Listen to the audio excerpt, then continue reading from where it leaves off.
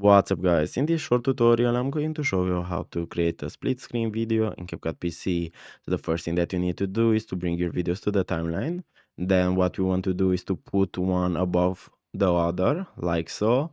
Then for this one, what you want to do is to go to Video tab, then to Mask, and here you're going to click on Add Mask, and you're going to use the split one. Now, as you can see, our videos are split, but we can adjust the angles. So I'm going to leave it something like this, and I'm going to move the video below our initial video, like so. And as you can see, as simple as this, you just created a split screen video. Also, if you want to add more than 2 videos, you are going to apply a mask for this one too, for the video below.